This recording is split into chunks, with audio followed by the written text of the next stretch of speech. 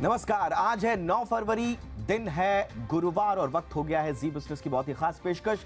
जी business का prime time show India 360। मैं हूं आपके साथ दीपक डोभाल। करेंगे दिन भर की तमाम अहम खबरों का 360 डिग्री एनालिसिस। लेकिन सबसे पहले नजर आज की हेडलाइंस पर। तुर्की सीरिया में भूकंप से अब तक 16,000 से ज्यादा लोगों की मौत। भूकंप में एक भारतीय लापता, परिवार के संपर्क में विदेश मंत्रालय। नेहरू गांधी परिवार पर पीएम मोदी का प्रहार। बोले नेहरू महान थे तो परिवार का कोई व्यक्ति उनका सरनेम क्यों नहीं रखता। वीकली एक्सपायरी के दिन बाजार में दिखा उतार चढ़ाव। निफ्टी 22 अंकों की हल्की बढ़त के साथ 17,900 के पास हुआ बंद। आईटी और पीएसयू शेयरों में खरीद से बाजार को मिला सहारा।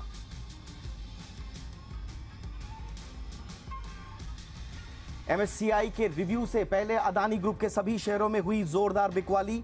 अदानी एंटरप्राइजेस और अदानी पोर्ट्स निफ्टी के top losers. Adani total power, green energy और अदानी ट्रांसमिशन में 5% का लोअर सर्किट।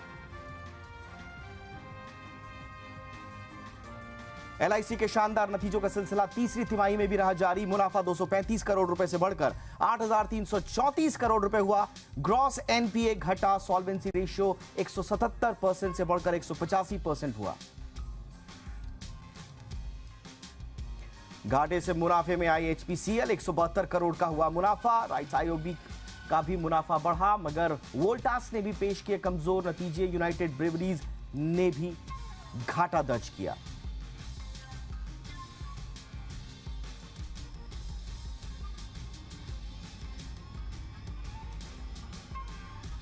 तो ये थी हेडलाइंस। अब जरा सुबह से लेकर शाम तक की पूरी कहानी आपको बताते हैं सिलसिलेवार तरीके से। पूरी खबरों का फ्लो टॉप न्यूज में। राष्ट्रपति के अभिभाषण पर राज्यसभा में धन्यवाद प्रस्ताव के जवाब में आज पीएम मोदी ने धर्मनिरपेक्षता की परिभाषा बताई। पीएम ने कहा कि उनकी सरकार यह सुनिश्चित कर रही है कि विभिन्न सरकारी योजनाओं का लाभ सभी तक पहुंचे और यही सच्ची धर्मनिरपेक्षता है। पीएम मोदी ने सदन में शायराना अंदाज में कहा कि कीचड़ उसके पास था, मेरे पास गुलाल, जो भी जिसके पास था उसने दिया उछाल। उन्होंने कहा कि अच्छाई है, जितना कीचड़ उछलेगा कमल उतना ही खिलेगा। पीएम मोदी ने राज्यसभा में अपने भाषण में पूर्व पीएम जवाहरलाल नेहरू का जिक्र करते हुए कांग्रेस पर निशाना साधा। पीएम मोदी ने कहा कि कुछ लोग सरकार की योजनाओं के नामों में संस्कृत शब्दों से दिक्कत महसूस करते हैं। पीएम ने कहा कि उन्होंने रिपोर्ट में पढ़ा है कि 600 सरकारी योजनाएं गांधी नेहरू परिवार के नाम पर थी। पीएम ने कहा कि फिर भी किसी कार्यक्रम में अगर नेहरू जी का नाम का जिक्र नहीं किया जाता है तो कुछ लोगों के बाल खड़े हो जाते हैं, लहू गर्म हो जाता है कि नेहरू जी का नाम क्यों नहीं लिया गया। पीएम ने कहा कि उन्हें समझ नहीं आता कि उनकी पीढ़ी का कोई व्यक्ति नेहरू सरनेम रखने से डरता क्यों है, नेहरू सरनेम रखने की शर्मिंदगी क्यों है। अदानी ग्रुप पर हिंडनबर्ग की रिपोर्ट के बाद कांग्रेस पार्टी ने संसद से सड़क तक विरोध प्रदर्शन किया। यूथ कांग्रेस ने आज दिल्ली में शास्त्री भवन के बाहर प्रदर्शन किया। यूथ कांग्रेस अध्यक्ष बीवी श्रीनिवासन की अगुवाई में पार्टी कार्यकर्ताओं ने जमकर नारेबाजी की। पुलिस ने कार्यकर्ताओं को रोकने के लिए हल्का बल प्रयोग भी किया। इस दौरान कांग्रेस के कई कार्यकर्ताओं को हिरासत में लिया गया। उधर बेरोजगारी, महंगाई और अन्य मुद्दों को लेकर केंद्र सरकार के खिलाफ जंतर मंतर पर महिला कांग्रेस की सदस्यों ने धरना दिया।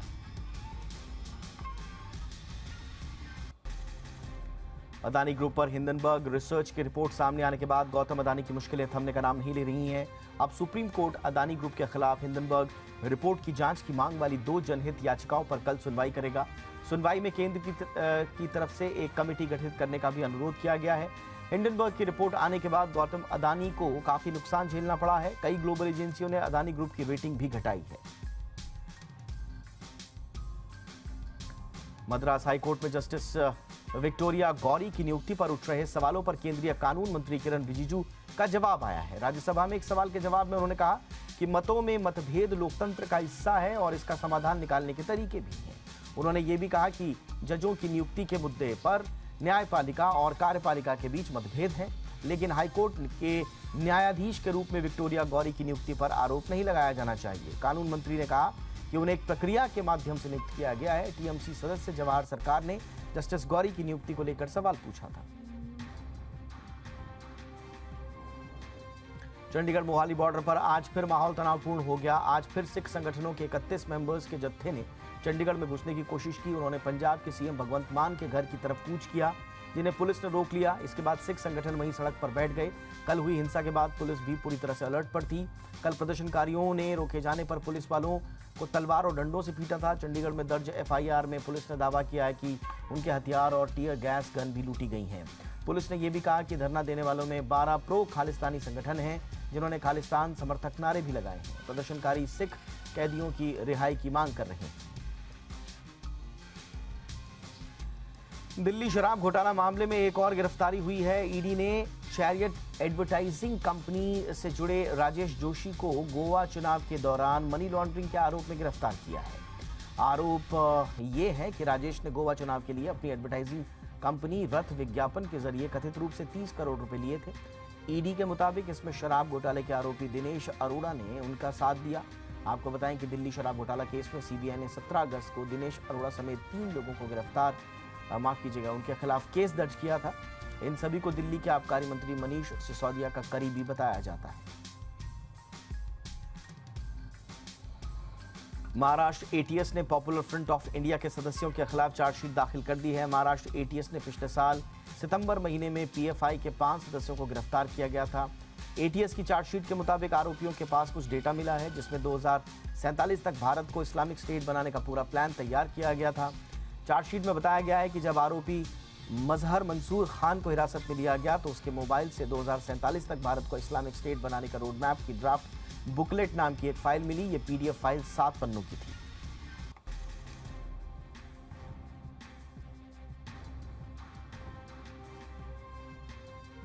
और आइए अब देखते हैं हमारी आज की कवर स्टोरीज।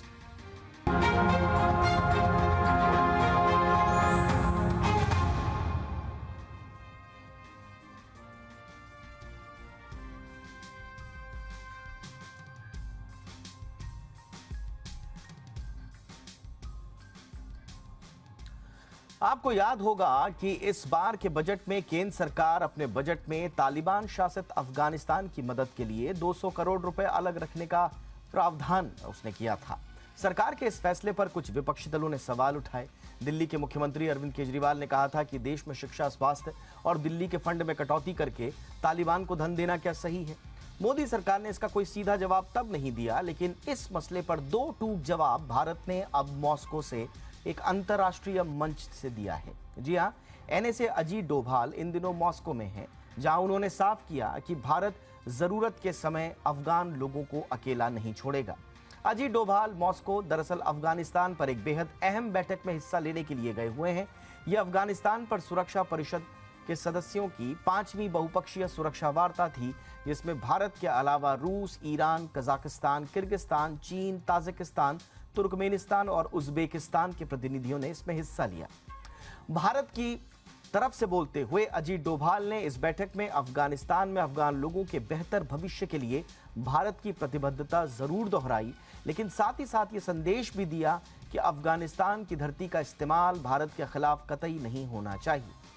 अपने संबोधन में एनएसए ने भारत और अफगानिस्तान के ऐतिहासिक और विशेष संबंधों की जिक्र किया और अफगानिस्तान के लोगों की भलाई और मानवीय जरूरतों को नई दिल्ली की सर्वोच्च प्राथमिकता बताया।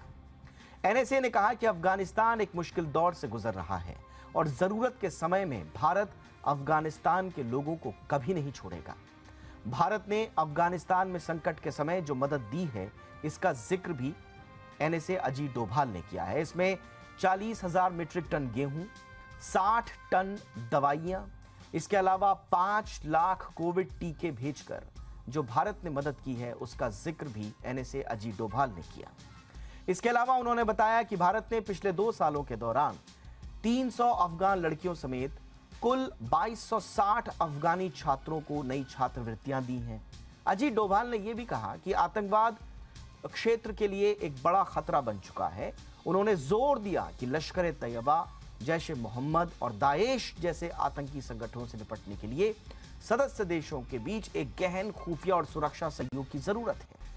डोभाल ने संयुक्त राष्ट्र सुरक्षा परिषद के प्रस्ताव 2593 जो कि 2021 का था, उसके महत्व को फिर से दोहराया और प्रस्ताव 1267 के तहत प्रतिबंधित किए गए लोगों और समूहों को क्षेत्र में शरण न मिलने की बात पर जोर दिया। अजीत डोभाल के इस दौरे का एक अहम पड़ाव तब आया जब उन्होंने रूसी राष्ट्रपति व्लादिमीर पुतिन से आज मुलाकात की, यानी कि गुरुवार को। यह मुलाकात कई मायनों में खास है। पहली अहमियत है व्लादिमीर पुतिन की बीमारी की कथित चर्चाओं को लेकर। कई अंतर्राष्ट्रीय रिपोर्ट्स में ऐसे दावे किए जाने की बात सामने आई जिसमें कहा जा रहा था कि पुतिन अब काफी बीमार हैं, चल फिर नहीं पा रहे हैं, उन्हें कोई गंभीर बीमारी हो गई है और वो अब शायद ही उठ पाएंगे। ऐसी खबरें भी आई कि यूक्रेन के राष्ट्रपति ज़ेलेंस्की ने भी आशंका जाहिर की कि पुतिन या तो जीवित नहीं है या फिर बहुत बीमार पड़ गए हैं। लेकिन अजीत डोभाल से हुई मुलाकात ने न सिर्फ इन अटकलों को विराम दिया है बल्कि उनके विरोधियों को भी एक झटका दिया है। पुतिन ने न सिर्फ अजीत डोभाल से बल्कि अफगानिस्तान पर चर्चा करने आए दूसरे प्रतिनिधियों से भी मुलाकात की और साथ ही साथ अगस्त 2021 में अमेरिका के अफगानिस्तान के कथित रूप से भागने पर तंज भी किया। उन्होंने कहा कि अफगानिस्तान में हालात नहीं सुधर रहे हैं और अल कायदा जैसे आतंकी संगठन वहां फिर से पैठ जमा रहे हैं। राष्ट्रपति पुतिन ने भारत के साथ सहयोग और द्विपक्षीय साझेदारी को आगे बढ़ाने पर भी चर्चा की। अब सवाल यह है कि आखिर अजीत डोभाल की ये यात्रा इतनी अहम क्यों है? देखिए, अजीत डोभाल अमेरिका और ब्रिटेन के बाद सीधा रूस पहुंचे हैं, यानी धुर विरोधी क्षेत्रों को एक देश एक ही यात्रा में एक साथ साध रहा है। यूक्रेन युद्ध के दौरान भारत ने जिस तटस्थता के साथ अपनी भूमिका निभाई, उस राजनीतिक और कूटनीतिक परिपक्वता की पूरी दुनिया प्रशंसा कर रही है। कूटनीतिक हलकों में यह भी चर्चा है कि दुनिया के युद्ध पर दो बड़े खेमे यानी कि रूस और अमेरिका, जिसके साथ यूरोप भी है, दोनों युद्ध खत्म करने में अब भी भारत की अहम भूमिका को और एक्सप्लोर करने में जुटे हुए हैं। इसीलिए रूस भी गर्मजोशी के साथ भारत को मिल रहा है, उसका स्वागत करता है और रिश्तों में उतनी ही गर्माहट अमेरिका में भी दिखती है। यहां तक कि यूरोप की ओर से भारत के रूस से तेल खरीदने पर नुक्ताचीनी करने वाला यूरोप भी अब शांत हो चुका है और अब इसके बाद अमेरिकी विदेश विभाग ने भी बुधवार को यह साफ कहा कि रूस से तेल खरीदने में भारत की ओर से जो कदम अपनाए गए हैं, रणनीति अपनाई गई है, उससे अमेरिका को कोई दिक्कत नहीं है। अमेरिकी विदेश विभाग में assistant secretary Karen Donfried ने बुधवार को कहा कि अमेरिका का भारत पर प्रतिबंध लगाने का कोई इरादा नहीं है, विचार नहीं है, क्योंकि दोनों देशों के बीच संबंध काफी मजबूत है। आइए इस मुद्दे पर चर्चा करते हैं और अजीत डोभाल के रूस दौरे को और एक्सप्लोर करते हैं। उसमें क्या क्या पक्ष छिपे हुए हैं, क्या क्या संदेश वहां से निकल रहे हैं। चर्चा के लिए इस वक्त हमारे साथ बहुत खास मेहमान जुड़ चुके हैं। ORF में distinguished fellow Manoj Joshi sir हमारे साथ जुड़ चुके हैं। जोशी सर, गुड इवनिंग, बहुत बहुत स्वागत है आपका। सर, हमने देखा जो बैठक में जो तय एजेंडा था, जो जितने भी वहां पर सहयोगी देश थे, अफगानिस्तान पर चर्चा होनी थी स्वाभाविक रूप से। उस पर तो भारत ने अपना क्लियर स्टैंड लिया। एक तो पहली बात की कहा कि हम अफगानिस्तान के लोगों को छोड़ेंगे नहीं, उनका साथ ऐसे नहीं छोड़ेंगे मुश्किल में, तो सहयोग बढ़ता रहेगा। लेकिन दूसरी तरफ इस बात का भी जिक्र किया है कि वहां पर हालात ठीक नहीं है, अल कायदा जैसे आतंकी संगठन पैठ बना रहे हैं। थोड़ा सा इशारा बिना नाम लिए पाकिस्तान और चीन की तरफ भी था। तो क्या रणनीति इस वक्त आपको लग रही है भारत की तालिबान शासित अफगानिस्तान के प्रति? सर देखिए, इस समय जहां तक कि तालिबान का सवाल है और उनका अफगानिस्तान पे कितना नियंत्रण है, ये सबसे बड़ा सवाल है। अल कायदा तो है ही, उसके साथ इस्लामिक स्टेट है, साथ साथ तहरीक तालिबान पाकिस्तान भी कुछ इलाकों में हावी है। तो ये कहना बड़ा मुश्किल है कि क्या काबुल में जो सरकार चला रही है उसका अफगानिस्तान के ऊपर कितना नियंत्रण है। ये एक बहुत मोटा सवाल है।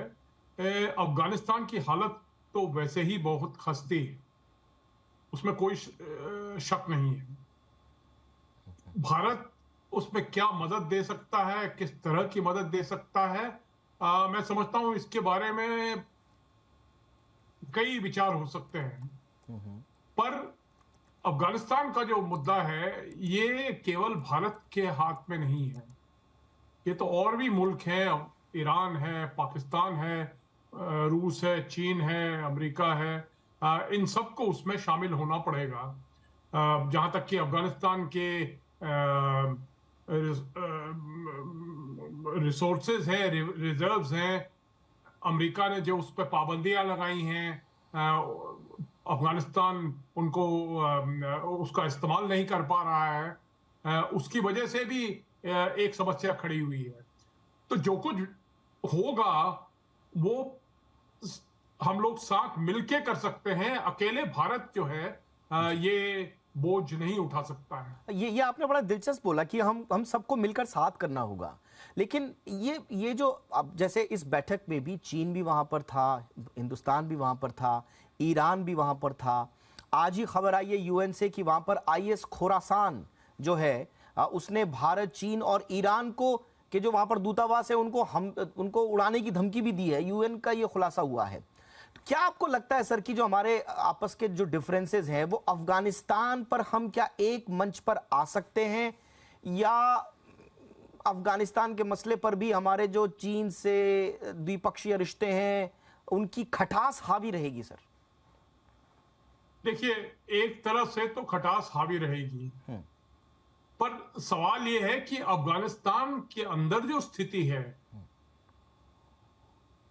वो ही इतनी बिगड़ गई है, इतनी बिखर गई है कि वो कोई समझ नहीं सकता है उसको। मतलब समेटना जो है किसी एक मुल्क के बस का नहीं है। अभी भी मतलब जितने भी मुल्क जुटे हुए हैं अफगानिस्तान को मदद करने में, वो भी इसको काबू में नहीं ला सकते हैं। अफगानिस्तान की स्थिति बहुत ही ज्यादा गंभीर है। वहां पे भूखमरी है, और ये देश जो है अफगानिस्तान जो है काफी हम लोग समझते नहीं है कि कितना बड़ा मुल्क है। और यहाँ पे जो कुछ काबुल में हो रहा है उसका असर जो है बाकी इलाकों में नहीं होता है। उसके बाहर जो इलाके होते हैं वहां पे काबुल का भी कंट्रोल जो है वो कोई खास नहीं है। और इस्लामिक स्टेट जैसी जो संस्थाएं हैं वो वहां पे काफी जो है तेजी से बढ़ रही हैं। उनका जो समर्थन है वो काफी तेजी से बढ़ रहा है। बिल्कुल सर।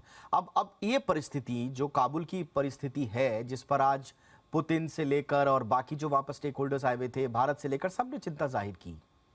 ये जो काबुल की स्थिति है, और उसके बाद हम थोड़ा सा और इधर आ जाइए हमारी तरफ, पाकिस्तान भुखमरी की कगार पर है, इकोनॉमिकली कोलैप्स होने की कगार पर है, और काबुल में परिस्थितियां ठीक नहीं हैं। यानी कि हमारे दो इमीडिएट पड़ोसी इतने बड़े मुश्किल से गुजर रहे हैं, और वहां पर आतंकी गतिविधियां हम देख रहे हैं लगातार एग्रेसिव होती जा रही हैं। तो क्या ये आने वाले समय में भारत के लिए एक बड़ी चुनौती की ओर इशारा कर रहा है सर? इसमें कोई शक नहीं है। देखिए, पाकिस्तान में वैसे ही तहरीक तालिबान पाकिस्तान जो है, मतलब ये आपके खैबर पख्तूनख्वा प्रांत में हावी हो रहा है, हो गया है। अच्छा, जहां तक कि पाकिस्तान में स्थित जो ग्रुप हैं लश्कर तैयबा, जैश ए मोहम्मद, ये पहले से ही इनकी मतलब अफगानिस्तान में भी इन्होंने कुछ अपने बेस बनाए हैं। तो चाहे पाकिस्तान जो कुछ कहे, पर ये ग्रुप जो है अगर पाकिस्तान के अंदर जो है कोई कार्रवाई होती है इनके खिलाफ, तो ये अफगानिस्तान में उभर जाएंगे। जहां तक कि भारत है, भारत के लिए खतरा तो रहेगा, क्योंकि लश्कर तैयबा, जैश ए मोहम्मद, इनका केवल एक ही मकसद है, एक ही टारगेट है, वो है हिंदुस्तान। तो जहां तक कि इस्लामिक स्टेट है या अलकायदा है, ये केवल भारत को टारगेट नहीं करते हैं। पर ये जो दो पाकिस्तानी ग्रुप हैं लश्कर तैयबा और जैश ए मोहम्मद, इनकी तो टारगेट केवल भारत है। तो ये कहीं से भी अपना निकालेंगे। पहले भी लश्कर तैयबा के कुनार प्रांत में, अफगानिस्तान के कुनार प्रांत में लश्कर तैयबा के वहां पे बेस होते थे, ट्रेनिंग एरियाज होते थे। मैं समझता हूं कि ये दोबारा जो हैं ये खुल गए होंगे। इतनी जानकारी मुझे नहीं है इस समय। जरूर हमारे इंटेलिजेंस सोर्सेस जो हैं उनको ये जानकारी होगी। एक और मेरा ऐसा सवाल आपसे है, अभी तक तो आधिकारिक रूप से ये अभी सामने नहीं आया है कि अ, अ, हमारे एनएसए साहब और उनके जो चीनी समकक्ष हैं वो लोग मॉस्को में क्या अलग से मिले हैं, उनकी क्या कोई अलग से बातचीत हुई है। लेकिन लग रहा है कि जैसे पिछले साल अगस्त सितंबर के आसपास अ, अफगानिस्तान के लिए चीन के जो विशेष राजदूत रहे हैं यूई जियाओंग, वो पहली बार भारत आए और उनको लगा कि अफगानिस्तान में वो बिना भारत के चल नहीं पाएंगे और चीन को भी ये समझ में आया था। तो क्या हम एक एक जो वहां पर जो सिचुएशन ग्रिम होती जा रही है, क्या क्या कोई ऐसी संभावना है कि अफगानिस्तान और पाकिस्तान में हालात संभालने के लिए हम चीन और भारत का एक साथ आने का कोई विंडो देख रहे हो? देखिए, ऐसा होता तो बहुत बढ़िया होता, मतलब इसमें कोई शक नहीं है। हमारे बस का अकेले जो है इसको झेलना मुश्किल है। पर अगर चीन साथ देता है और सच्ची में साथ देता है, वाकई में साथ देता है, तो फिर बात आगे बढ़ सकती है।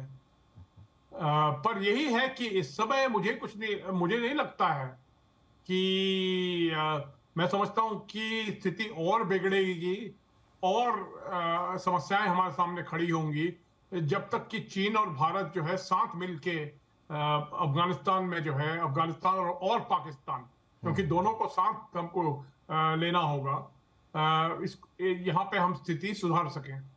बिल्कुल आपने सही कहा कि इस वक्त पाकिस्तान में जो हालात हैं, अफगानिस्तान में जो हालात हैं और वैश्विक जो अस्थिरताएं हैं, चाहे वो सामरिक स्तर पर हो, युद्ध की जो जो स्थिति है वो अभी तक खत्म हुई नहीं है, इकोनॉमिक जो चैलेंजेस आ रहे हैं वो अलग हैं। तो चीन भारत, अब कई लोगों के लिए ये कल्पना करना शायद मुश्किल होगा, लेकिन भारत अगर चाहे, और हमारे जो कूटनीतिक प्रयास बड़े इम्प्रोवाइज्ड होते हैं, आजकल हमारी सरकार एस जयशंकर साहब के नेतृत्व में बड़े इम्प्रोवाइज्ड प्रयास कर रही है। तो अगर ऐसा हो जाता है कि चीन के साथ हम एक इम्प्रोवाइज्ड रिलेशनशिप के साथ अफगानिस्तान पर बातचीत करें, पाकिस्तान को के पर बातचीत करें, तो बहुत बेहतर होगा। न सिर्फ हमारे क्षेत्र के लिए बेहतर होगा, बल्कि पूरी दुनिया के लिए एक बहुत बेहतर स्थिति होगी। एक आखिरी सवाल सब थोड़ा मेरा वृहद होगा पुतिन साहब को लेकर। जो पुतिन साहब आज आए हैं, सब लोगों से मिले हैं, क्या अभी उनकी स्थिति लग रही है? अभी तो जेलेंस्की साहब आज जो है और यूरोपीय देशों से और हथियार लेने, फाइटर जेट्स के लिए वो घूम रहे हैं इधर उधर। अभी आपको पुतिन की स्थिति क्या लग रही है सर? देखिए, रूस की स्थिति ये है कि रूस और यूक्रेन में आप जानते हैं कि बहुत बड़ा अंतर है। रूस बहुत बड़ा मुल्क है, यूक्रेन से काफी छोटा है। वैसे छोटा नहीं है, पर रूस के मुकाबले तो छोटा ही है। और पर यह है कि जितना कहा जाता है कि रूस की ये शक्ति है, वो काफी शक्ति बिखर चुकी है पिछले 1 साल में। तो रूस जो सोच रहा था कि हम यूक्रेन को जो है बिल्कुल अपने यूक्रेन को खत्म कर देंगे, इससे कोई कम उनका जो है इरादा नहीं था। वो कहते हैं कि यूक्रेन एक आर्टिफिशियल मुल्क है। वो चीज तो नहीं हो सकती है। इस युद्ध से ये साफ हो गया है कि यूक्रेन एक मुल्क है और उस मुल्क ने लड़ के दिखाया है जो उसकी जो प्रभुत्ता है और सॉवरेनिटी है और उसका जो इतिहास है। अब पुतिन के लिए सामने ये है कि पुतिन, इतना बड़ा मुल्क है रूस, हार मानना बहुत मुश्किल है। दोनों के लिए एक तरह से हार मानना बड़ा मुश्किल है। अब सवाल यह है कि कैसे ये युद्ध को खत्म किया जाए, क्योंकि मुझे नहीं लगता है कि ये युद्ध अब में ज्यादा फर्क पड़ेगा। मतलब रूस थोड़ा सा थोड़े और इलाकों में कब्जा कर सकता है, यूक्रेन उल्टा जो है जवाब दे सकता है।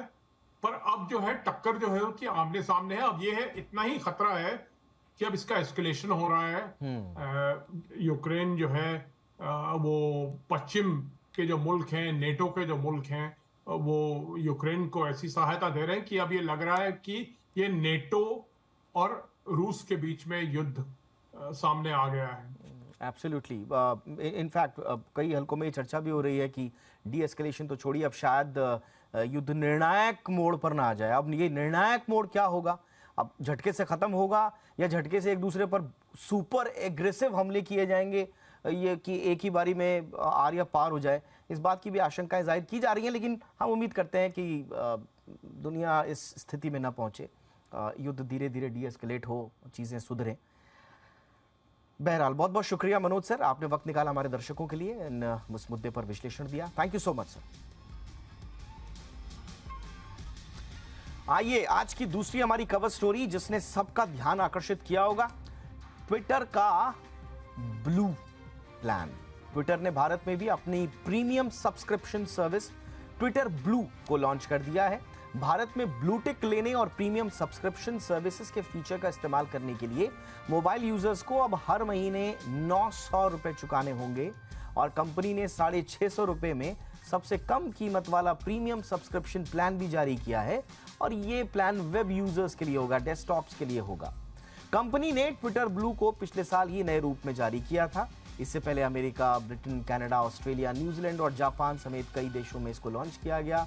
कंपनी के मुताबिक भुगतान करके सब्सक्रिप्शन लेने वाले यूजर्स को edit tweet button, 1080p video upload यानी कि full HD, reader mode, blue tick की सुविधा मिलेगी। इसके अलावा इस फीचर में कम एडवर्टीजमेंट्स की सुविधा भी मिलेगी, यानी कि जो प्रीमियम यूजर्स होंगे उनको 50% कम एड्स देखने को मिलेंगे रेगुलर यूजर्स के मुकाबले। इसके अलावा जो ट्वीट्स हैं, जो मेंशंस हैं, जो रिप्लाईज हैं, उनको भी प्रायोरिटाइज किया जाएगा ताकि प्रीमियम सब्सक्राइबर्स के लिए जो स्कैम्स और स्पैम की प्रॉब्लम है उससे लड़ने का मैकेनिज्म और पुख्ता किया जाए। इसके अलावा दूसरे बेनिफिट्स अगर देखें तो कस्टम ऐप आइकन्स होंगे, एनएफटी प्रोफाइल पिक्चर्स इसमें होंगी, थीम्स होंगी, कस्टम नेविगेशन का ऑप्शन होगा, अनलिमिटेड बुकमार्क्स की सुविधा होगी। ये सारी की सारी सुविधाएं प्रीमियम यूजर्स को दी जाएंगी। हालांकि इसमें से ज्यादातर फीचर्स अभी भारतीय यूजर्स के लिए उपलब्ध रहेंगे, लेकिन हाफ एड्स और प्रायोरिटी इन फीड फीचर्स को कमिंग सून की श्रेणी में रखा गया है। तो ये बहुत जल्दी, इमीडिएटली तो नहीं है लेकिन जल्दी लॉन्च होंगे। ट्विटर ब्लू के लिए एक आम यूजर को करना क्या होगा ये भी समझिए। देखिए, आप अपने वेरीफाइड फोन नंबर्स या ईमेल आईडी इसमें आपको चाहिए जो आपको ट्विटर को देनी है। उसके बाद उनका अपना वेरिफिकेशन होगा और आपको ट्विटर ब्लू मिल जाएगा। पैसे आप जो भी देना चाहें, चाहे आप मोबाइल सब्सक्रिप्शन लें या फिर वेब सब्सक्रिप्शन, ये आपके ऊपर रहेगा। लेकिन अगर आपका अकाउंट 30 दिन से ज़्यादा लंबे वक्त से इनएक्टिव है या फिर अभी अभी बनाया 3 महीने पहले, यानी कि 90 दिनों से पुराना नहीं है, तो आप नई सर्विस सब्सक्राइब नहीं कर पाएंगे। आपको ये भी बताएं कि कंपनी ने अपने पुराने वेरिफिकेशन प्रक्रिया में भी बदलाव किया है। कंपनी के मुताबिक पुराने ब्लू टिक अकाउंट होल्डर्स जो हैं उनको अपने ब्लू टिक को बनाए रखने के लिए कुछ महीनों की छूट दी जाएगी। तो जिनका ब्लू टिक है वो अभी हट नहीं रहा है, अगर वो सब्सक्रिप्शन नहीं भी लेते हैं, कुछ महीने की दी गई। अब कुछ महीने में कितना महीना होगा ये भी बताया नहीं है उन्होंने, लेकिन कुछ महीने की छूट दी जाएगी। इसके बाद लेकिन आपको अपने अकाउंट पर ब्लू टिक बनाए रखने के लिए सब्सक्रिप्शन लेना ही होगा। चलिए थोड़ा सा इस पर और विस्तार से चर्चा करते हैं और चर्चा के लिए हमारे साथ जुड़ चुकी हैं SPJIMR की डिजिटल कम्युनिकेशन की हेड विनीता द्विवेदी। विनीता जी, बहुत बहुत स्वागत है आपका। बहुत सारे रिपोर्ट्स आई थी इससे पहले भी, जब ट्विटर ब्लू की बात हुई थी तो बहुत सारे रिपोर्ट्स आई थी कि शायद अभी मस्क को इंडिया में, क्योंकि पर कैपिटा इनकम हमारी अभी इतनी नहीं है, बहुत ज़्यादा यूज़र बेस भी इतना ज़्यादा हो ऐसा नहीं है ट्विटर का, तो शायद लोग डिस्करेज ही होंगे इस पेड सब्सक्रिप्शन प्लान से। तो आपको क्या लग रहा है अभी मूड इंडिया का? इंडिया इस सुविधा को आप कहें, सब्सक्रिप्शन को कहें, हाथों हाथ लेगा या डिस्करेज होगा? जी देखिए, आपने बिल्कुल ठीक कहा कि ट्विटर इतना पॉपुलर नहीं है, बल्कि देखा जाए तो ट्विटर सोशल मीडिया के जितने भी प्लेटफॉर्म्स हैं उसमें सबसे कम सब्सक्रिप्शंस लोगों के हिसाब से, एक्चुअल नंबर्स के हिसाब से भारत में है। अभी भी बाकी इंस्टाग्राम, फेसबुक पे बहुत ज़्यादा लोग हैं। लेकिन ये भी ख्याल रखने की बात है कि ट्विटर पे जो लोग हैं वो ट्विटर को बहुत पसंद करते हैं और ट्विटर पे बहुत समय डालते हैं, समय व्यतीत करते हैं। मुझे ऐसा लगता है कि इंटरेस्ट होगा लोगों का ट्विटर में। जो लोग ट्विटर को पसंद करते हैं उनका इसमें इंटरेस्ट होगा, लेकिन लोग वे करेंगे। अब ट्विटर ने खुद ये जो सर्विस है अभी एक्सपेरिमेंट की तरह ही तो लॉन्च कर रहा है। आप ये सोच के देखिए कि सोशल मीडिया जगत में ये एकदम नया प्रयास है, एक नया एक्सपेरिमेंट है कि जहां पर आप सोशल मीडिया पे अभी भी कोई भी सर्विस लेने के लिए आप पे नहीं करते हैं कहीं भी। तो ये एक बहुत आपको सब्सक्रिप्शन मतलब आप लॉग इन करते हैं, आप अपना डेटा देते हैं पर पैसा नहीं देते हैं। और पैसा देने वाला जो एक्सपेरिमेंट है ये कहाँ तक चलेगा नहीं चलेगा, ये खुद ट्विटर के लिए एक्सपेरिमेंट है। तो मैं इसको भारत के संदर्भ में उतना ही समझू। वैसे ही आप देखिए तो ओवरऑल ट्विटर ने जनवरी में जो आंकड़े दिए थे तो उनके 253 मिलियन सब्सक्राइबर्स ही हैं पूरी दुनिया में। कोई बहुत बड़ा यूजर बेस नहीं है, लेकिन शायद क्योंकि वो एक नीश सर्विस प्रोवाइड करते हैं और बहुत सारे लोग आज भी अपनी इंफॉर्मेशन के लिए और direct access to top leader, CEOs, journalist like yourselves, उसके लिए हम लोग ट्विटर पे रहते हैं। तो हम लोग शायद इस सर्विस के चक्कर में हम ये पैसा देने को तैयार भी हो जाएं। सब्सक्रिप्शन मॉडल हैज वर्कड और जगहों पे और मीडिया प्लेटफॉर्म्स पे काम किया है। कोई सोच नहीं सकता था कि हम बड़े अखबारों को, अमेरिकी अखबार, भारत में ऐसे अखबार है जिनको पढ़ने के लिए या मैगजीन्स को पढ़ने के लिए महीने के पैसे देंगे, पर दे रहे हैं और प्रॉफिटेबली दे रहे हैं। मतलब वो अखबारों के लिए एक बहुत बड़ा रेवेन्यू सोर्स है। तो आई थिंक इलॉन मस्क शायद यही सोच रहे हैं कि if we want to consume good media we probably would be willing but to बिल्कुल जैसा आपने बताया कि जो जो अखबार हैं उनकी हमने प्रीमियम सर्विसेज के लिए भारत में देखा कि बहुत सारे लोग पेड सब्सक्रिप्शन देते हैं। जी लेकिन वो उनकी सर्विसेज भी उस तरह की होती है उनके अपने नॉलेज के लिए। लेकिन ट्विटर पे जनरली अगर आप ब्लू टिक नहीं है तो भी आपको इन्फॉर्मेशन मिल जाएगा, ऐसा नहीं है कि कोई इन्फॉर्मेशन आपको नहीं मिलेगी।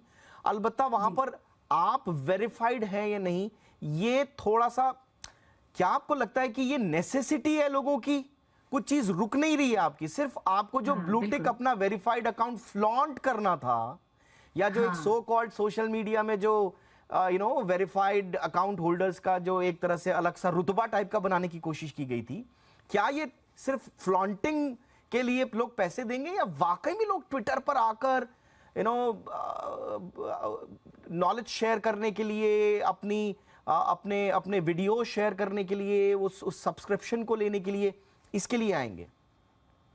तो बिल्कुल ठीक आपने कहा, ये प्रश्न चिन्ह तो है।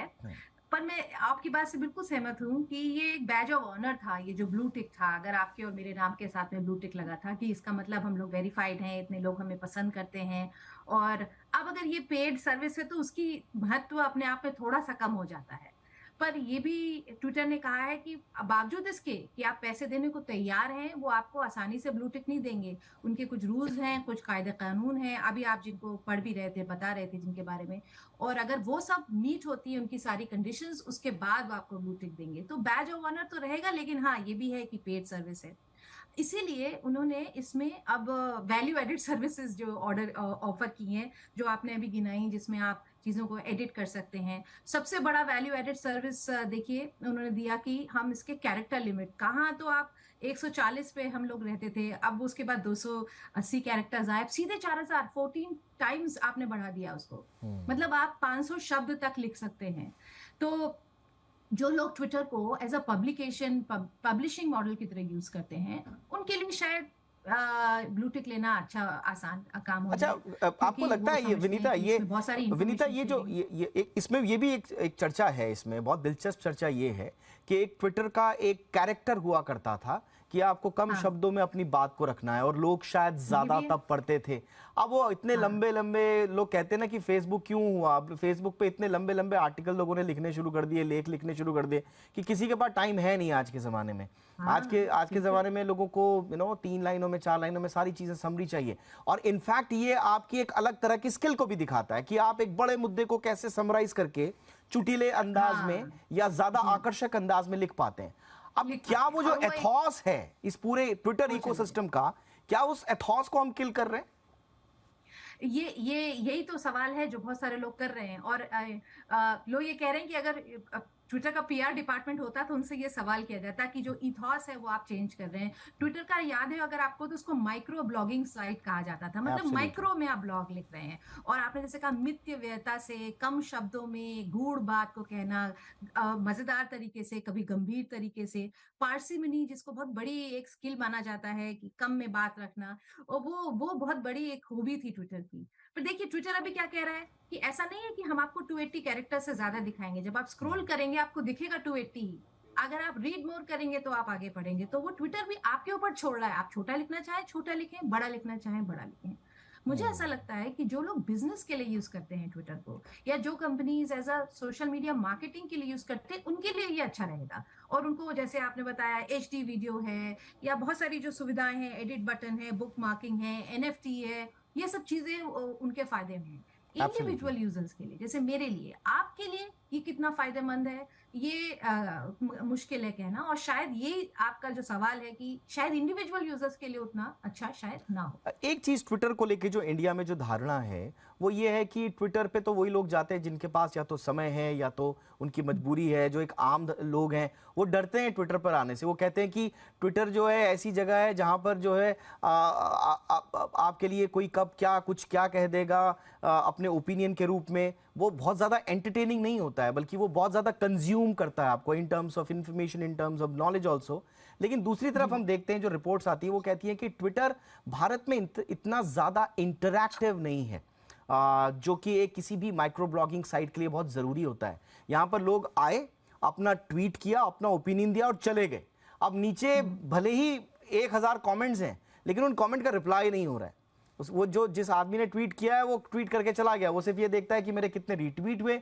या कुछ लोग हैं जो कहते हैं कि हाँ एक आध जगह वो रिप्लाई कर देते हैं, लेकिन ज़्यादातर इसको एलोन मस्क ने खुद माना है कि एक ट्विटर जो है उसमें ज़्यादा इंटरेक्शन नहीं है।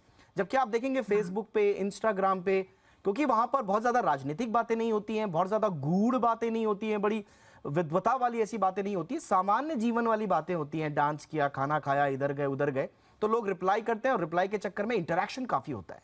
तो आपको लगता है कि ये लगता है आपको कि वीडियोस डालने वाला जो ये कॉन्सेप्ट लेके आ रहे हैं, मोनेटाइज करने की बात कह रहे हैं, तो वो थोड़ा बदलेगा, इंटरैक्टिव ज्यादा बनाएगा?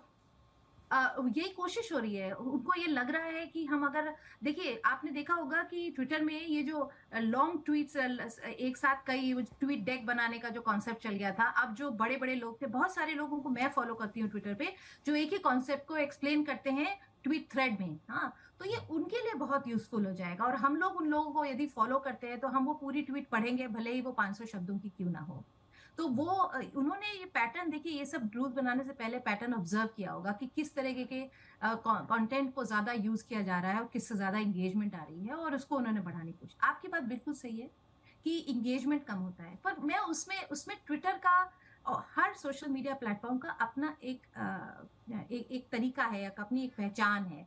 फेसबुक में हम और आप दोस्त होते हैं तब एक दूसरे को फॉलो करते हैं आमतौर पे, we don't like let anybody become our friend. या इंस्टाग्राम पे भी ऐसा है, हम लोग अपने अकाउंट्स को प्राइवेट रखते हैं। ट्विटर पे तो सब कुछ पब्लिक है ना। ट्विटर पे हम इसलिए इंटरेक्ट भी ज्यादा नहीं करते क्योंकि हम जिसने कमेंट दिया हम उसको जानते ही नहीं है।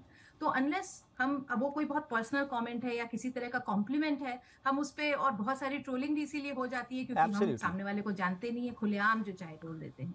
और मुझे लगता है कि के पक्ष में ये बात कहना चाहूंगी कि आपने देखा है कि बहुत सारे लोग आज के डेट में इंफॉर्मेशन के सोर्स के लिए ट्विटर यूज करते हैं। और मैं ये नहीं कह रही हूँ कि ये एको चेम्बर्स जो ग्रुप्स हैं या मतलब जो बिल्कुल यही है ना कि आप ट्विटर पे आए, एग्जैक्टली यही है। थोड़ा सा ड्रॉबैक यही है जिसको लेकर इलॉन मस्क भी चिंतित थे कि लोग इन्फॉर्मेशन तो ले रहे हैं वहां से, लेकिन वो उस इन्फॉर्मेशन सिस्टम का पार्ट नहीं बन रहे हैं, वो पार्टिसिपेट नहीं कर रहे हैं, वो उस इन्फॉर्मेशन में नई इन्फॉर्मेशन ऐड नहीं कर रहे हैं या उस पर सवाल नहीं उठा रहे हैं। वो देखते हैं हाँ इन्होंने ट्विटर डाला है, नीचे 2-4 लोगों ने बोला है, ओके तो आज ऐसा ऐसा हुआ, नाउ उस इन्फॉर्मेशन को वो दूसरे इकोसिस्टम में इस्तेमाल कर रहे हैं। भले तो इन्फॉर्मेशन तो लोगों को मिल रही है, ओपिनियन भी मिल रहे हैं लोगों को, लेकिन वो उसमें शायद उतना पार्टिसिपेट नहीं कर रहे हैं। लेकिन देखिए एक बात इसका कॉन्ट्रेरियन व्यू में देना चाहूंगी। आपकी बात मैं समझ रही हूँ, पर मेरा एक थोड़ा सा एकदम कॉन्ट्रेरियन व्यू ये है कि यदि ये मान लें कि ब्लू टिक का मूलभूत उद्देश्य क्या था कि ये अकाउंट वेरीफाइड है और जो ये व्यक्ति है अगर मेरे नाम के आगे ब्लू टिक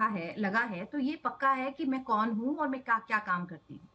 फिर मैं अगर कोई ट्वीट करती हूँ तो आप उसको सही मान सकते हैं, एटलीस्ट वो इन्फॉर्मेशन मेरे नाम से आई है, किसी फेक अकाउंट ने, किसी बॉट ने नहीं लिखी है ना। तो इसका एक हालांकि अगर ट्विटर, जी मेरे पास वक्त की कमी है विनीता, मुझे चर्चा तो आपसे करना बहुत अच्छा लग रहा है लेकिन मेरी भी लिमिटेशंस हैं। अब देखना यही होगा कि देखिए अब ट्विटर अगर ये कह रहा है कि सिर्फ हम उन्हीं को ही स्पैम्स और स्कैम से बचा पाएंगे साहब की जो ट्विटर जो ब्लू टिक वाले होंगे, पेड सब्सक्राइबर्स होंगे, तो ये तो देखिए उसके पार्ट पर एक बहुत बड़ी लापरवाही और गैर जिम्मेदारी है, क्योंकि आपको वेरीफाई करना और हर जो भी आपका यूजर है उसको स्पैम स्कैम से बचाना आपकी जिम्मेदारी है। उसमें आप पैसे लेकर ये सुविधा देने वाली बात नहीं है। आपको इंटरनेट में जो साफ सुथरी इकोसिस्टम को तैयार करना है, जो शुचिता आपको बरकरार रखनी है, वो तो आपकी नैतिक जिम्मेदारी है, उसके लिए आपको पैसा नहीं लेना है। लेकिन हाँ, ये जो एक्स्ट्रा सुविधाएं वो देने की बात कह रहे हैं, वो कितना आकर्षित कर पाती हैं भारतीय जो ट्विटर यूजर्स हैं, ये देखना बड़ा दिलचस्प होगा। हमारे सामने कुछ दिनों बाद डेटा भी होगा, उस पर भी जरूर एनालिसिस करेंगे। लेकिन फिलहाल बहुत बहुत शुक्रिया वक्त देने के लिए आपका Vinita, thank you so much. Mumbai cyber crime police ने इंश्योरेंस पॉलिसी के नाम पर साइबर ठगी करने वाले 6 लोगों को पकड़ा है। ये सभी गिरफ्तारियां नोएडा और गाजियाबाद में हुई हैं। कैसे ये लोग इंश्योरेंस कंपनी से डेटा लेते थे और कैसे लोगों को फंसाते थे, जानते हैं मेरे सहयोगी सुबोध मिश्रा से, जो मेरे साथ इस वक्त जुड़ चुके हैं। सुबोध, बताइए क्या करते थे ये लोग और कैसे फंसाते थे लोगों को? देखिए, सबसे पहले मैं आपको बता दूं कि ये जो घटना है ये 2016 से 2020 के बीच जो फरियादी था उसके साथ घटी थी और उसको इंतज़ार किया उसने, उसको करीब 4 साल तक कंटिन्यू ये लोग थोड़ा थोड़ा पैसा निकालते थे। जब साइबर क्राइम के पास जब ये मामला आया आज से करीब 6 महीने पहले, तब उन्होंने इस मामले को देखा। इसमें ये लोग क्या करते थे कि इंश्योरेंस कंपनी के नाम पर फ़ोन करते थे। इनके पास डाटा कहाँ से आता था? इनके पास एक आरोपी जिसको पकड़ा है पुलिस ने, वो आरोपी का काम यही था कि एक जो इंश्योरेंस ब्रोकिंग कंपनी थी वहाँ से वो डाटा जो है वो वहाँ से चुरा करके इन जो आरोपी हैं बाकी, इनको वो डाटा दिया करता था। ये लोग कॉल सेंटर, इसमें जो 6 लोग पकड़े गए इनमें से 3 लोग ऐसे हैं जो कॉल सेंटर में काम करते थे और इनको बाकायदा पता था कि किस तरह से कन्विंस करना है। ये लोग कन्विंस करते थे अपना जिसके साथ ठगी करते थे उसके कन्विंस करते थे, उन्हें बताते थे कि आपकी जो इंश्योरेंस जो पॉलिसी है वो ये पॉलिसी है, जो उनको डाटे के थ्रू मिलती थी, जिस पे लोगों को विश्वास हो जाता था। उसके बाद इंश्योरेंस पॉलिसी पर ज़्यादा से ज़्यादा बोनस दिलाने के नाम पर ये लोग थोड़ा थोड़ा करके इनसे पैसा लेते थे और लाखों रुपए लूट लेते थे और काफ़ी टाइम तक इनका इस तरह का जो चलता था, पूरा जालसाजी चलती थी, ठगी चलती थी। और जब वक्त आता था पॉलिसी मैच्योर होने का और जब वो इनको फ़ोन करते थे जिसकी पॉलिसी होती थी, तो पता चलता था कि ये ठग है, क्योंकि इनके मोबाइल नंबर बंद होते थे। जिस मेल अकाउंट से ये मेल करते थे वो सारे मेल अकाउंट जो थे वो फर्जी हुआ करते थे। यही जो मुंबई के एक शख्स के साथ होता है। तो उसके बाद ही साइबर क्राइम ने इन लोगों के बारे में ट्रैक किया मोबाइल फ़ोन से और ईमेल के जरिए, और ये सारे के सारे आपको मैं बता दूं कि ये सब नोएडा, गाजियाबाद, बुलंदशहर, इन 3 शहर जो आपस में नज़दीकी हैं, उन शहरों के ही ये आरोपी हैं। और इनमें से 3 से 4 लोग जो है वो कॉल सेंटर में काम करते थे। तो ये बाकायदा इस तरह की करते थे। इसमें इंपॉर्टेंट चीज़ एक और बताता हूँ मैं आपको कि तकरीबन 2 दर्जन से ज़्यादा लोगों को अभी तक ये लोग ठग चुके हैं। पुलिस और भी बातें पता कर रही है कि आखिरकार और कौन कौन लोग हैं जिनको इन्होंने इस तरह से ठगा है। एब्सोल्युटली।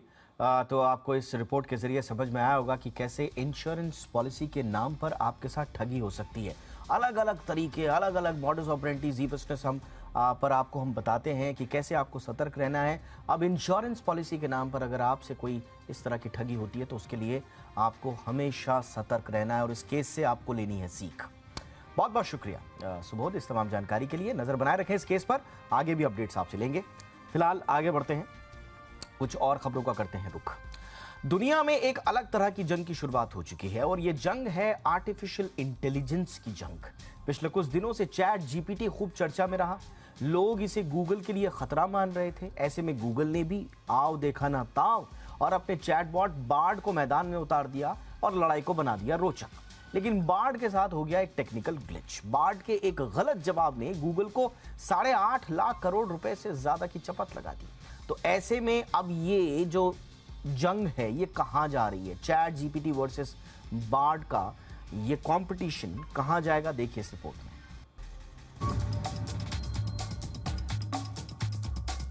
मेटावर्स का रोमांच अभी पूरी तरह से परवान चढ़ा भी नहीं था कि आर्टिफिशियल इंटेलिजेंस से जुड़ी टेक्नोलॉजी का रोमांच लोगों के सिर पर चढ़कर बोलने लगा। एआई की दुनिया में तहलका मचाने के लिए चैट जीपीटी मैदान में आ गया। ओपन एआई का ये चैटबॉट पिछले कुछ दिनों से दुनिया भर में सुर्खियों में रहा है। इसे आर्टिफिशियल इंटेलिजेंस की दुनिया का चमत्कार तक कहा जाने लगा। लोगों ने यहाँ तक कहना शुरू कर दिया कि आने वाले दिनों में ये गूगल के लिए बड़ा खतरा साबित हो सकता है। हो भी क्यों ना, माइक्रोसॉफ्ट ने चैट जीपीटी को बिंग में शामिल करने का फैसला जो कर लिया है। माइक्रोसॉफ्ट के इस कदम से टेक जायंट गूगल के कान खड़े हो गए हैं। सर्च इंजन में मोनोपोली रखने वाला गूगल का चौकन्ना होना लाजमी भी है। उसने भी चैटबॉट के तौर पर मैदान में अपने एआई टूल को उतारने का फैसला किया है। गूगल ने अपने चैटबॉट का नाम बार्ड रखा है। अभी इसे विधिवत लॉन्च नहीं किया गया है, लेकिन एक्सपेरिमेंटल बेसिस पर इसे मैदान में उतार जरूर दिया गया है। फिर क्या, आर्टिफिशियल इंटेलिजेंस की दुनिया में मानो एक नई जंग की शुरुआत हो गई है। हालांकि ये जंग कुछ आगे बढ़ पाती, इससे पहले ही बार्ड के एक सवाल के गलत जवाब ने गूगल की साख पर बट्टा लगा दिया। माना जा रहा है कि इसके चलते स्टॉक मार्केट में गूगल के शेयर 9% तक गिर गए। इससे गूगल के निवेशकों को एक ही दिन में 8.5 लाख करोड़ रुपए से अधिक का चूना लग गया, जबकि माइक्रोसॉफ्ट के शेयरों में इस दौरान करीब 3% का उछाल देखने को मिला। यानी आर्टिफिशियल इंटेलिजेंस के मोर्चे पर गूगल को 2 झटके एक साथ लगे।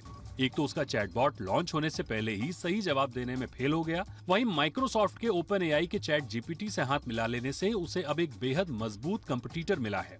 सो अलग गूगल और माइक्रोसॉफ्ट की लड़ाई अब इस मोड़ पर आ गई है कि माइक्रोसॉफ्ट के सीईओ ने गूगल को सीधी चुनौती देते हुए एआई की दुनिया में रेस की शुरुआत का ऐलान कर दिया है। जानकार भी मानते हैं कि गूगल की राह आगे और कठिन हो सकती है। गूगल के चैटबॉट बार्ड दरअसल लैम्डा और उसके अपने कन्वर्सेशनल एआई चैटबॉट पर आधारित है। इसे कंपनी के सीईओ सुंदर पिचाई ने एक्सपेरिमेंटल कन्वर्सेशनल एआई सर्विस कहा है। अभी इसे पूरी तरह से लॉन्च नहीं किया गया है, जबकि चैट जीपीटी लॉन्च हो चुका है। ये एक एआई आधारित चैटबॉट है। ये पहले से मौजूद डाटा के आधार पर सवालों के जवाब देता है। चैट जीपीटी पर आप जो सवाल पूछते हैं उसका ये रियल टाइम में सटीक जवाब देता है। कई बार इसके जवाब भी भ्रामक होते हैं। ये अपने प्री फिक्स्ड कोडिंग के जरिए सवालों का जवाब देता है। हालांकि चैट जीपीटी कम समय में इतना लोकप्रिय हुआ कि 2 महीने के भीतर ही इसने 10 करोड़ यूजर्स का आंकड़ा पार कर लिया। फिलहाल तो आर्टिफिशियल इंटेलिजेंस इंटरनेट की दुनिया का गेम चेंजर साबित होने वाला है। एआई के आने के बाद सर्च इंजन बीते दिन की बात हो सकती है, लेकिन क्या वाकई एआई के जवाबों का आंख बंद कर भरोसा किया जा सकता है? फिलहाल तो इसका जवाब नहीं है, लेकिन आगे इसके एफिकेसी रेट में जरूर सुधार होगा और आने वाला दौर एआई का होगा। ब्यूरो रिपोर्ट, जी मीडिया। मुंबई में बस सर्विस ऑपरेट करने वाली बेस्ट बढ़ते प्रदूषण के लिए बहुत गंभीर दिख रही है। बेस्ट ने भी प्रदूषण कम करने के लिए नीति पर काम करना शुरू कर दिया है। जहां एक तरफ ज्यादा से ज्यादा इलेक्ट्रिक बसों को चलाने की योजना पर काम किया जा रहा है, तो दूसरी तरफ इलेक्ट्रिक वाहनों को प्रोत्साहन देने के लिए अगले 3 महीने में करीब 330 पब्लिक चार्जिंग स्टेशंस भी लगाए जा रहे हैं।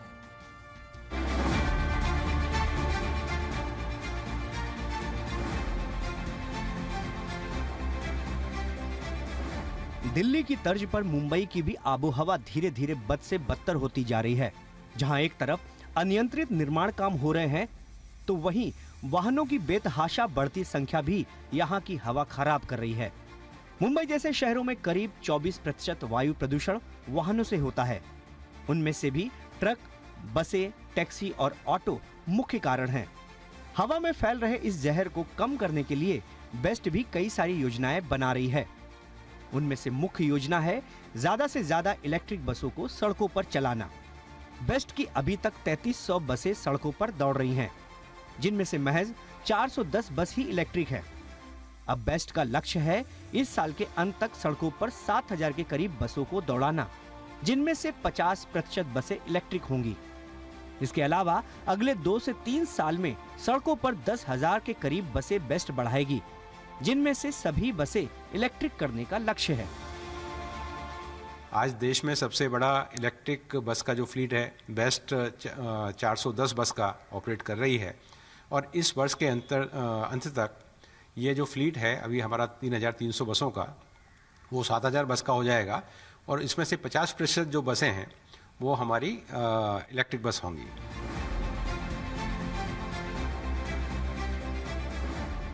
प्रदूषण कम करने और प्राइवेट इलेक्ट्रिक गाड़ियों को भी प्रोत्साहित करने के लिए बेस्ट करीब 330 पब्लिक चार्जिंग स्टेशन लगाने जा रही है। इससे शहर में प्रदूषण भी कम होगा। जानकारों की माने तो इलेक्ट्रिक व्हीकल के इस्तेमाल से अगले 10 सालों में 65 लाख टन कार्बन उत्सर्जन कम होगा और 60 लाख टन फॉसिल फ्यूल की खपत भी कम होगी। अभी हमने शुरुआत की है, जैसे जैसे इसकी ज़्यादा आवश्यकता लगेगी तो हम और भी जगह पर इसकी सुविधा उपलब्ध कराएंगे। इसके साथ ही हमारे जितने भी 27 डिपो हैं आज, उन सभी डिपो में हमारा जो चार्जिंग की फैसिलिटी है इस वर्ष के अंत तक हो जाएगी। और उसमें भी हम लोगों ने ये प्रावधान रखा है कि जो निजी क्षेत्र में जो बसें चलती हैं आज, तो उनको भी चार्जिंग की फैसिलिटी हम उपलब्ध कराएंगे। शहरों में संतोषजनक एयर क्वालिटी इंडेक्स 100 के मानक पर है, लेकिन इस समय मुंबई का एयर क्वालिटी इंडेक्स 190 से भी ऊपर है, जो मुंबईकरों के लिए खतरनाक है। उम्मीद है कि बेस्ट की कोशिशों से आने वाले दिनों में मुंबईकरों को साफ हवा मिलेगी। सुबोध मिश्रा, जी मीडिया, मुंबई। इंडिया 360 में आज बस इतना ही। इजाजत दीजिए और हैशटैग याद रखिए, #ZIndia360। कोई राय, कोई सुझाव हो तो जरूर भेजिएगा। नमस्कार।